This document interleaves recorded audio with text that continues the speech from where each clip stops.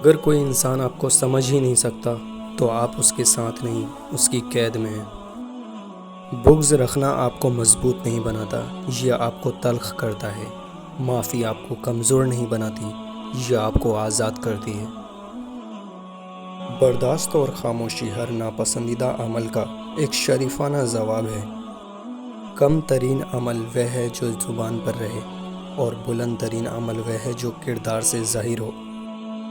آپ زندگی سے بھلے ہی خوش نہ ہوں، پر کچھ لوگ ایسے بھی ہیں جو آپ کی جیسی زندگی کے لیے ترستے ہیں۔ تلخ باتیں اگر بول دی جائیں تو رشتے مر جاتے ہیں، اور دل میں رکھی جائے تو دل مر جاتا ہے۔ اور خدا ہر ماں باپ کو اتنی عمر دے کہ وہ ساری خوشیوں کو دیکھ سکیں جو انہوں نے اپنی اولاد کے لیے مانگی ہے۔ ہمیشہ زندگی اس طرح بسر کریں کہ دیکھنے والے تمہارے درد پر افسوس کی بجائے تمہارے صبر پر رشک کرے۔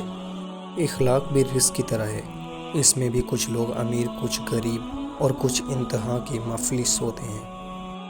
اور ہر چیز کا صدقہ ہوتا ہے، اور ظرف کا صدقہ یہ ہے کہ کم ظرف لوگوں کو نظر انداز کر دیا جائے۔ رشتوں کی رسی کمزور تب ہوتی ہے جب انسان غلط فہمی میں پیدا ہونے والے سوال کا جواب بھی خود ہی بنا لیتا ہے۔ اور عظیم ہیں وہ لوگ جو دوسروں کے آنسو کو مسکراہٹ میں تبدیل کرنے کا فن رکھتے ہیں۔ اور وقت ثابت کر ہی دیتا ہے کہ خدا کے فیصلے کبھی غلط نہیں ہوتے۔ زندگی کو خوشگوار بنانے کے لیے ایک چھوٹا سا اصول اپنائیں: روزانہ کچھ اچھا یاد رکھیں، کچھ برا بھول جائیں۔ اور انسان کی فطرت ہے وہ کسی بھی چیز کی دو بار قدر کرتا ہے، ملنے سے پہلے اور کھونے کے بعد۔